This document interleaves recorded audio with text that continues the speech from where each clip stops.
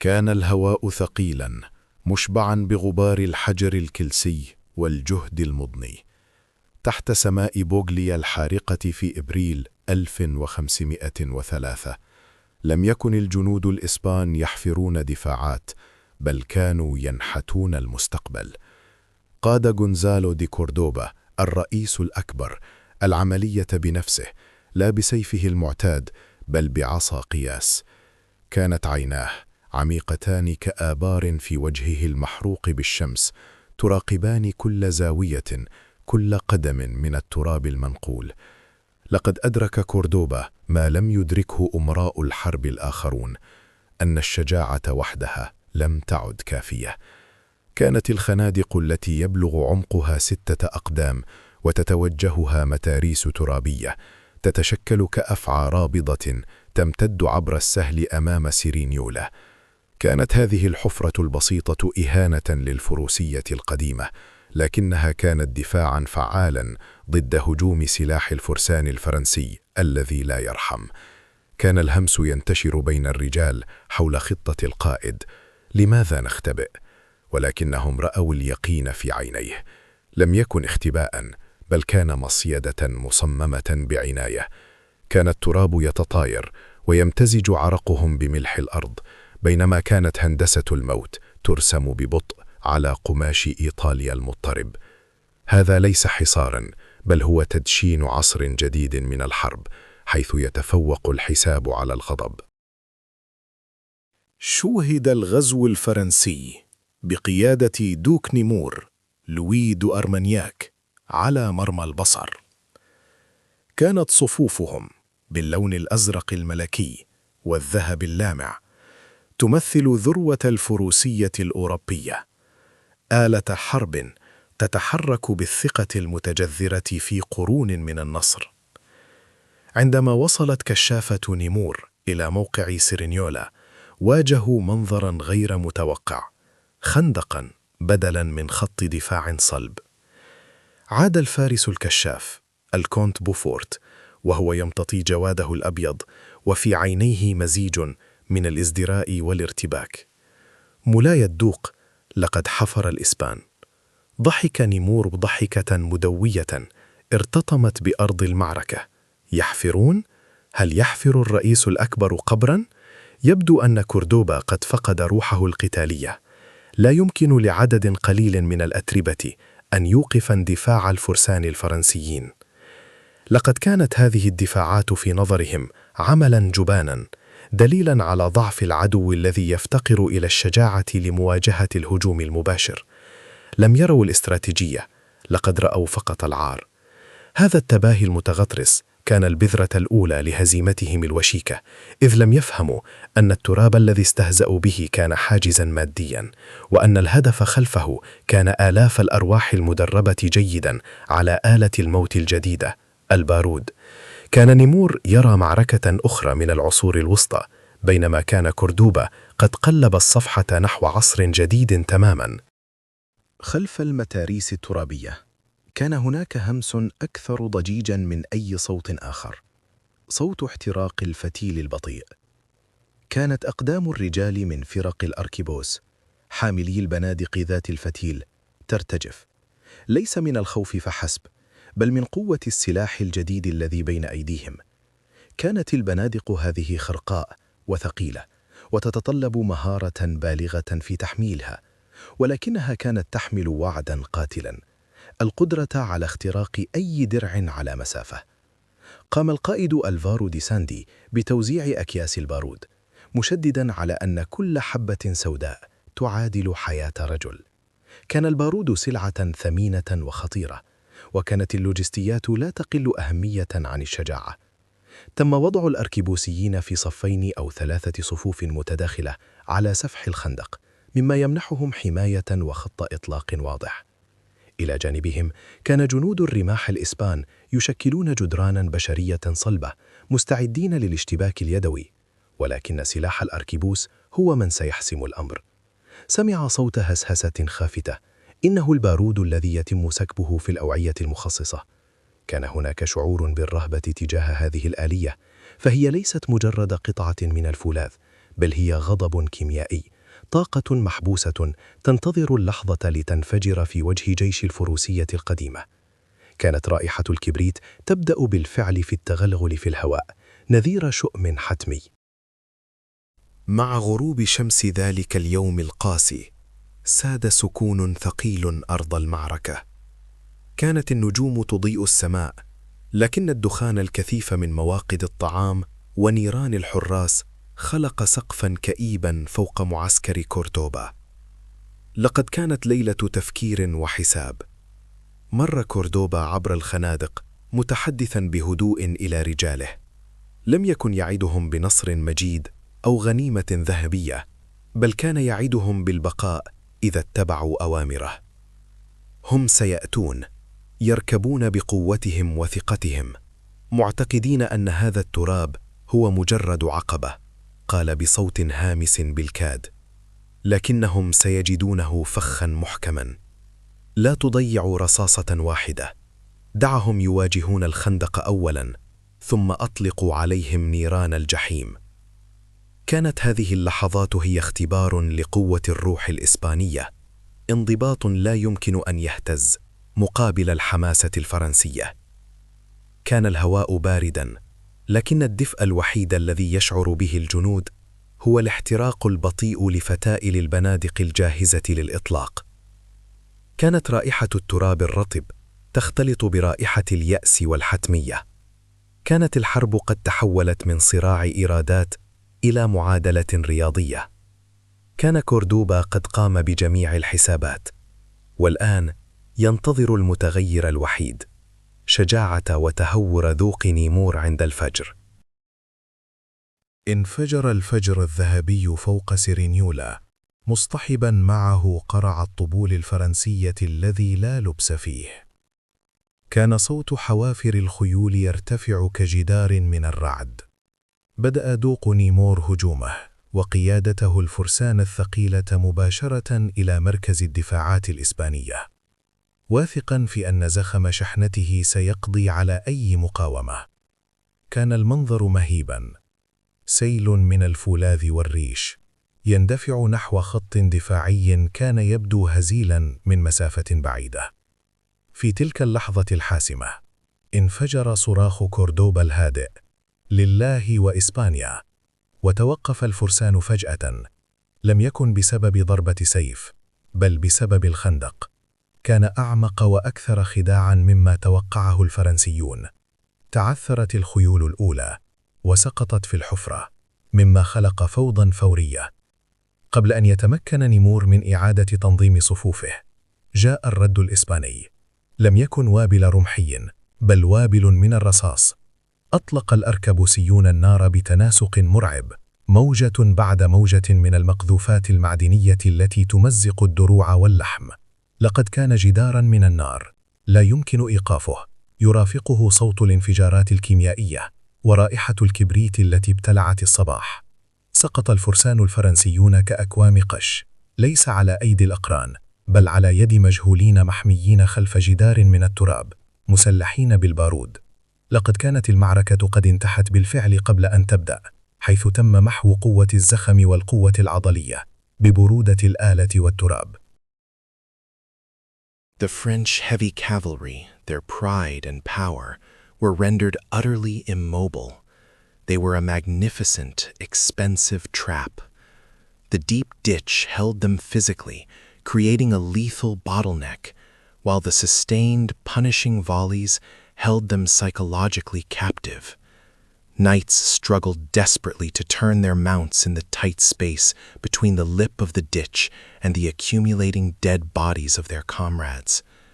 The polished steel of their armor, meant to deflect arrows and swords, now attracted the concentrated energy of the arquebus balls, which punched through vulnerable joints, shattered limbs, or simply knocked the heavily armored men senseless off their saddles. Nemours screamed orders, his voice raw with frustration and disbelief, but the roaring of the gunpowder and the agonizing cries of his men completely drowned him out.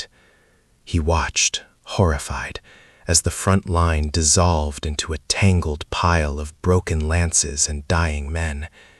The glory of the charge had devolved into a mass execution, and the noble chaos he had anticipated had been replaced by a percussive, technological massacre. The Spanish line, though obscured by smoke, remained frustratingly solid and untouchable.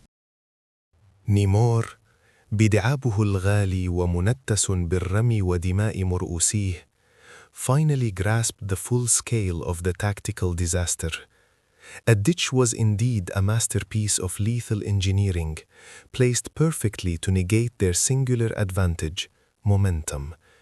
He screamed orders to pivot his remaining heavy cavalry to flank the Spanish position, only to discover, with devastating speed, that the flanks were protected by a stretch of impenetrable marshy ground and additional, shallower trenches disguised cunningly by brushwood and rubble. Every attempt to move laterally simply exposed his men to raking fire along their unprotected sides.